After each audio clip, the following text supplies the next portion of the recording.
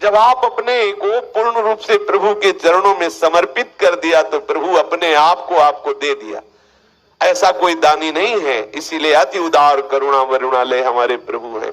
अपने आप का दान कर देते, अपने आप को दे देते। तुम उनके सेवक बन जाओ तो कहते मैं तुम्हारा सेवक हूं, हूं भक्तन को दास, भगत मेरे मुकुट मणि।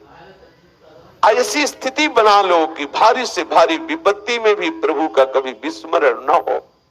जो दुख सुख में प्रभु को कभी छोड़ता नहीं, कभी विस्मरण नहीं करता, तो प्रभु उसको कभी नहीं छोड़ते। और जब प्रभु हमारे हृदय में आ गए तो कौन सा दुख सुख स्पर्श कर पावेगा, क्योंकि आनंद समुद्र प्रभु है। जैसे क्षीर समुद्र में 2-4 ट्रक खटाई डाल दो तो फटने वाला थोड़ी है।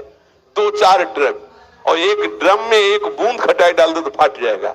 प्रभु आनंद समुद्र है। आनंद समुद्र हृदय में आ गया तो पूरा विश्व खिलाफ हो जाए और सब प्रतिकूलता, निंदा, दुख एक साथ टूट पड़े तो भी उस भक्त के हृदय में तनिक भी क्षोभ नहीं होगा।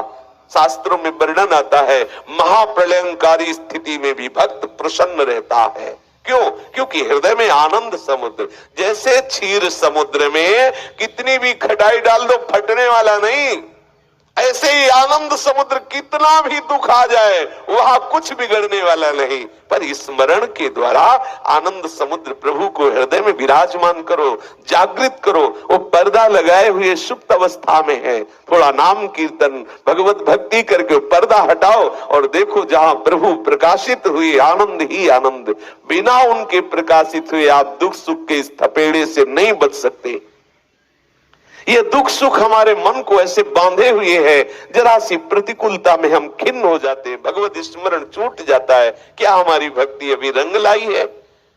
हरिराम व्यास जी कह रहे हैं, दुख सुख जब लगी भक्ति न तब लगी, ये भागवत बतावे।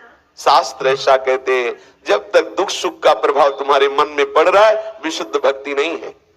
विशुद्ध भक्ति का प्रभाव है कि कोई भी सुख दुख का वेग आपके हृदय को छू नहीं पाएगा। अध्यात्म नित्या विनिवृत्त कामा द्वंद्व विमुक्ता सुख दुख संगई। सुख दुख का कोई प्रभाव उसके हृदय में नहीं पड़ेगा।